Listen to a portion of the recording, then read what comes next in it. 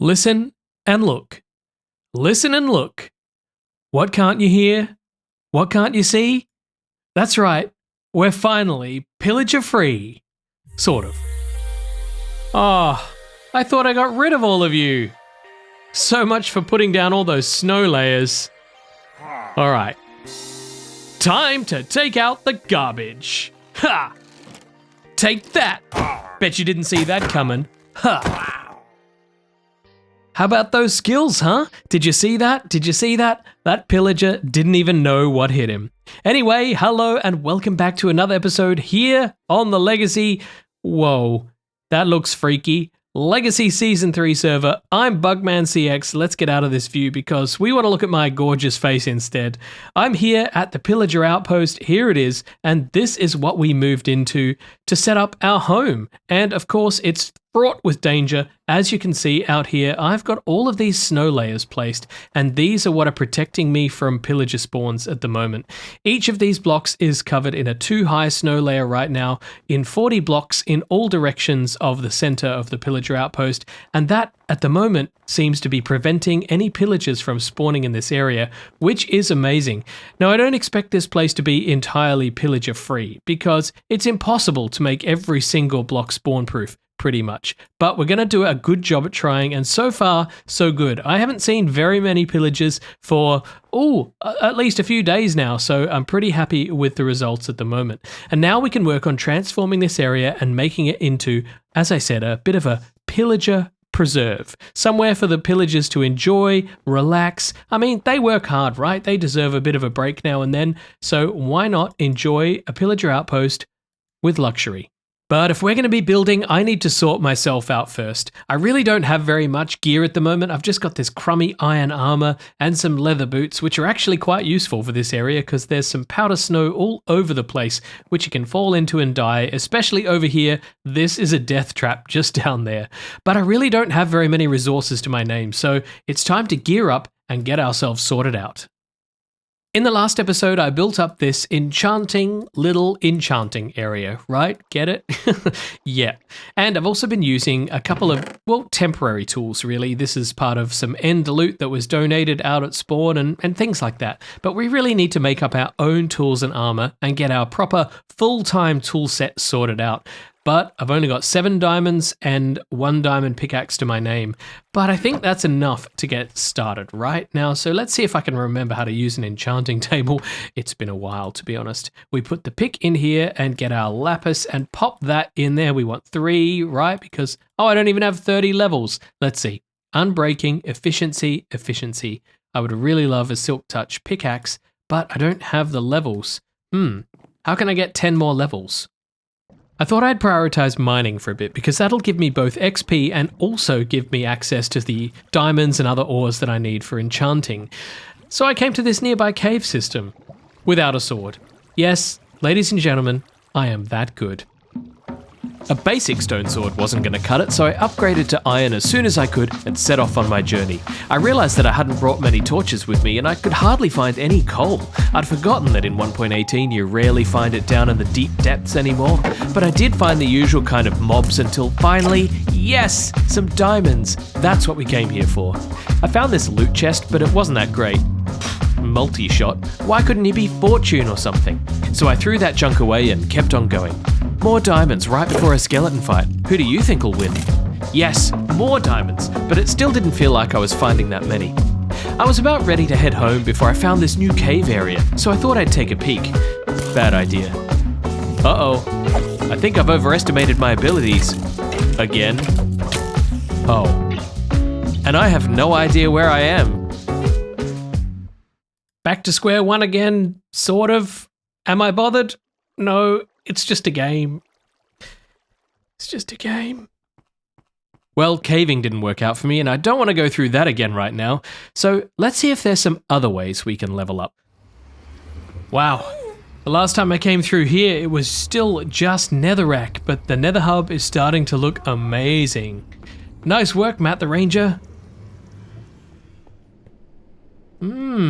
Skeleton farm. Oh yeah, You know, it's been such a long time since I just hung out at a mob grinder like this. I used to build these things all the time and they're just so much fun, I think. And the interesting thing about them is all sorts of loot that the skeletons drop. At the moment I've been working on some butter armor because I thought, why not rock the butter armor for a while? That's what the skeletons are dropping. So we've got some butter boots here that I've been working on. We've got some butter trousers. And at the moment, this chest plate, I'm not too excited about. Thorns, nah. And of course, this helmet here, well, they haven't dropped too many of those, but they do. And the longer you stay here, the more of those kinds of drops you get. And down here in the little sorting area below, we've got all sorts of other drops here, but nothing too interesting right now. I have been going through it all though and making the best use of what I can with whatever these silly skeletons drop. And I have made this bow here a power 4 unbreaking 3 bow, and I could add some other things to that, but that seems to do the job right now. And I've been enjoying myself here, but I think once I... Hello? Let's get you. Ha! Once I reach level... Oh, I got a head! Yes! Once I reach level 30, I think it'll be time to move on. There's that beautiful sound. I'm back home and I'm keen to see what we can get on this diamond pickaxe, and I've only got 31 levels, so it better be a good enchantment, right? Because otherwise I'm gonna... no, that doesn't work. We need this one. Otherwise I'm gonna have to burn an enchantment, and I've only got these 31 levels. Oh yeah, unbreaking 3. No, we really don't want that. Let's try and enchant this golden sword. Let's just give it sharpness 1. Beautiful. Oh, enchanter. Beautiful. We're getting somewhere now. We're making progress. All right, lapis. Let's see what we get. Silk touch. We want that. Efficiency 4 silk touch. That, my friends, is a pretty good starter pickaxe. Come back. Now, the main problem here at the moment is that I just don't have any localized XP. It's going to be really annoying if I want to enchant here at my base, and then I have to run out here to the skeleton farm or somewhere else in order to just get XP. I suppose I could just go to a grinder and grind until I have hundreds of levels of XP, but I don't really want to do that. I just need to manage up to and around 30 levels of XP to make the best enchantments come out of the enchanting table. So I was wondering, how could we use this area potentially as a mob grinder?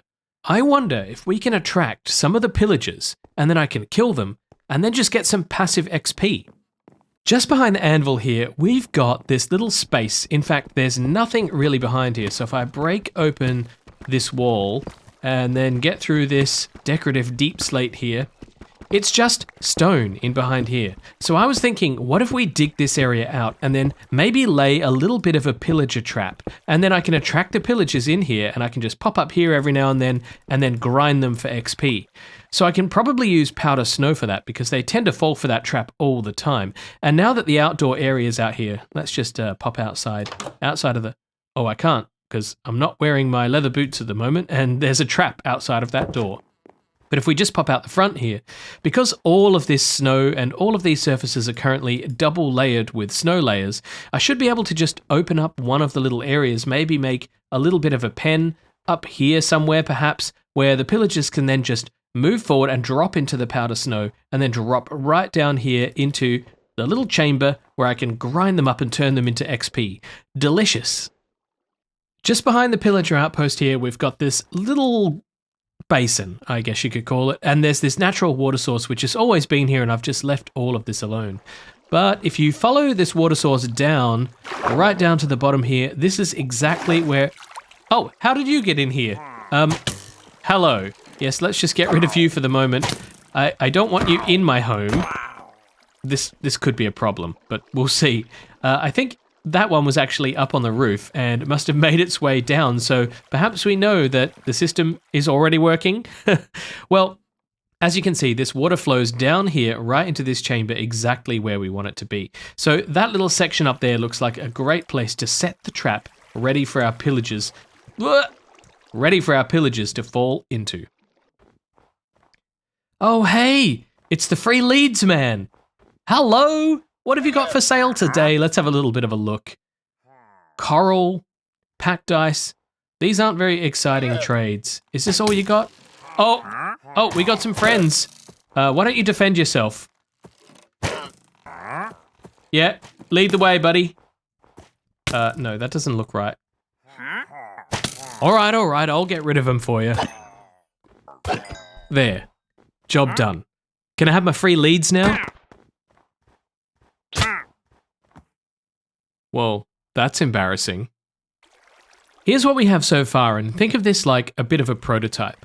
Up here we have a spawning platform, and right here we have our powder snow trap. So if a pillager was able to just spawn in on this platform, like me here, wait, let's make this a little bit more accurate. Har! Yeah, that's much better. So if I was a pillager and I went into this spawning area here, I would walk off the edge, fall into the trap, land in the water, and then fall down this plug hole here, landing right down here. And I might adjust this little chamber a little bit later on. But hopefully what will happen is we'll catch a few of these every now and then, and I'll be able to walk up here and just and get all of the XP that I need. I don't think it'll be very much, but you never know, it might be helpful from time to time. Check it out. This is actually working. We've only got one, unfortunately just one. But hey, look, it is free XP. By the way, doesn't it look really funny with this head and this strange body and then some little dangly legs? But we do have one guest in here. At the moment, I haven't made this very safe, but it does prove that the mobs are making their way down, which is exactly what I wanted. Now it's just a question of how many. Well, we now officially have a bit of a thing going on. It looks like you've spawned in the wrong place, buddy. But the idea is that these two main spawning platforms here should encourage some of the pillagers to spawn, and then they'll walk into the powdered snow here and then fall into the trap beneath. I wonder where you came from. There are definitely still some places around here where they can spawn every now and then. But my hope is that the game will concentrate their spawning around this area, although I'm not exactly sure how it works. We'll just have to wait and see. So will it be efficient? No. Will it give us massive amounts of XP? No. But it is something, and since we're here, we might as well have some kind of pillager-based farm in place, right? Well, at least we know it is working. I guess I need to be closer to the pillagers in order to trigger their AI to make them move about, because at the moment they seem to be just standing there. But that's okay, because as we move about this area, the pillagers will eventually make their way into the pits, and that's all we're really after. But look at that, 3 in the last few minutes. So if we just stay in the area, we should see more and more of them just making their way through the system. So you might be thinking as well, what happens if we get one of those captains down here? You know, the ones with the big ominous banners? And that's because if you kill one of those, they're going to give you bad omen. And the last thing you want is bad omen. But I think I do have a solution for this too.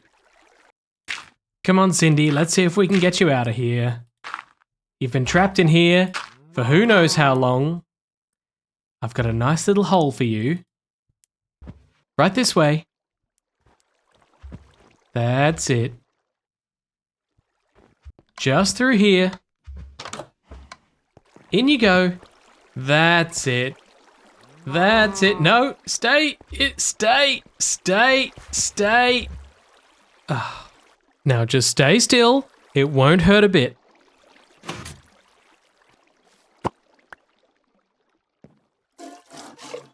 Perfect. Well, now I'm feeling much more set up, although I still have really rubbish tools and really crappy armor, and this XP just isn't cutting it, so I guess I've got to go off and find another grinder. This has been a fun distraction, but I've really got to level up my equipment. It's time to give in. I can't do it alone anymore. I've got to level up and get my gear sorted out. So I'm over here at Bruno's Emerald Machine. I'm going to power up my levels really fast using some trading, and then I'm going to get all the books I need ready for my tools and equipment, and by the end of this episode, I'm going to be fully done. Finally. Hey buddy, you want some these? Yeah, I thought you would. You're excited? I'm excited. That feels so much better. Getting some money, I'll be able to use this to get up all the gear that I need. Psst. Has anyone actually told these idiots that they're getting ripped off? There's a giant machine that makes melons and pumpkins right here, an unlimited supply of them, and these clowns just keep buying and buying and buying and buying and restocking, and then buying and buying and buying. Don't they know? Anyway, Thank you, villagers, for all of the emeralds. Look at this now. I've got nearly a full stack of blocks of emeralds and plenty more. I've got loads of golden carrots now, so my food situation is sorted out. I've even got 50 levels now. Thank you so much for building this machine, Bruno. This has got me to where I needed to be. As we head out of here and leave this place behind us, I bought this one suspicious stew from these pesky villagers, so let's see if we can see what it is. Oh, thanks, villagers. Thanks a bunch. So the next job on my list is to find my way to the trading hall, because I want to get every enchantment that I need and maybe even buy some armor, with our newfound wealth, of course. But, which way is it? Well, I'm not even sure what to make of this madness, but I'm ready to trade. Look at this, basically a full set of diamond armor for next to nothing. And you know what? I was going to work for this, but hey, I can afford it. Well, my many hours of hard work is now paid off because I have a full set of diamond tools and armor, and yes, I will upgrade them to netherite in the future, but we don't need that just yet, we just need this for now. And I actually emptied out the emerald machine entirely. That's right, all of the melons and all of the pumpkins. I just traded everything. And the good thing is that machine will just fill back up over time. So let's have a little bit of a look in my inventory here. Of course, at the beginning of the episode, this is how we started out, with basic iron armor, no enchants, no nothing. And then I eventually moved to this butter armor here, and I decided to start merging these items together at the skeleton farm, but I decided to abandon that once I realized I can just go and get the emeralds I need and get all of this diamond gear together. So let's take a bit of a look at what we've got. We've got the Brain Protector with Protection 4, Resp 3, Aqua Affinity, and Mending.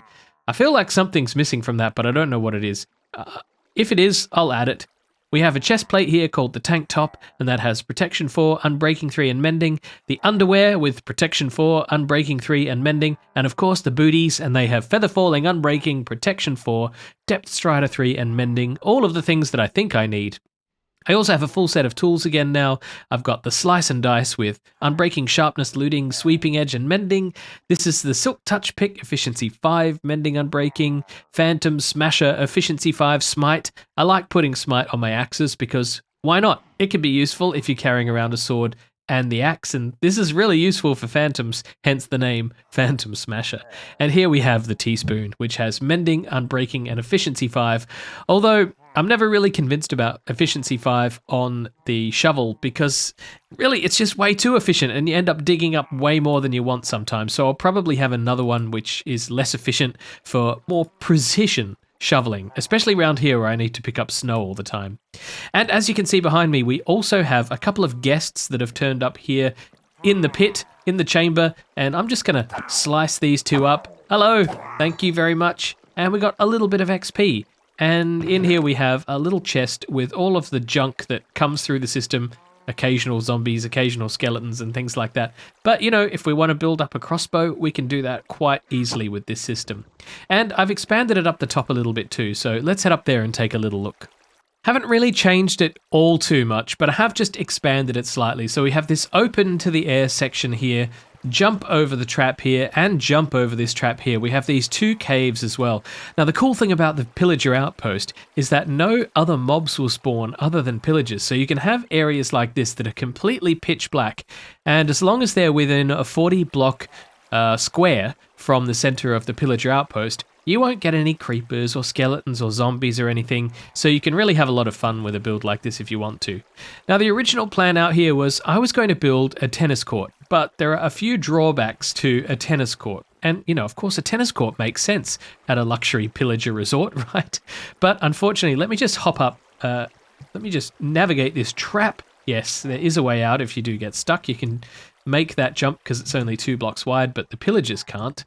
Let's just pop up here and we'll take a bit of a look.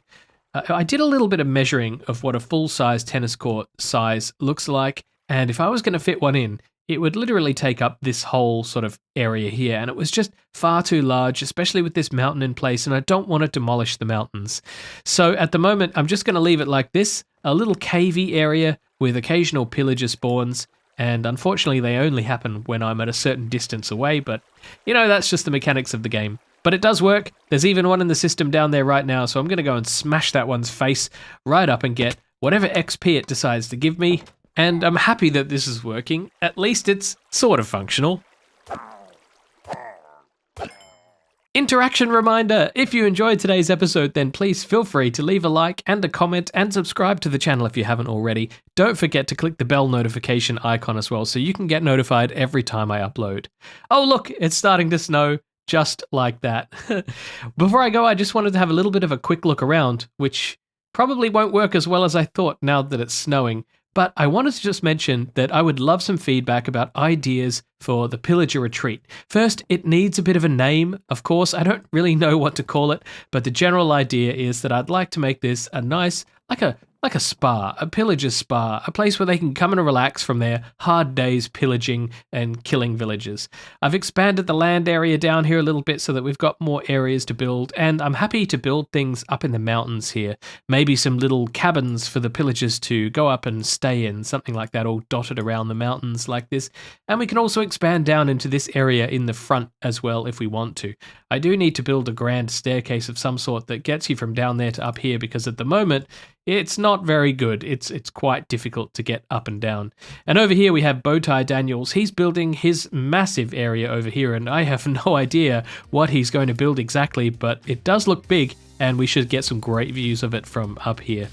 So until then, thank you again for watching. As always, I want to say thank you to my amazing patrons for supporting me, and I will see you all in the next episode. Bye-bye.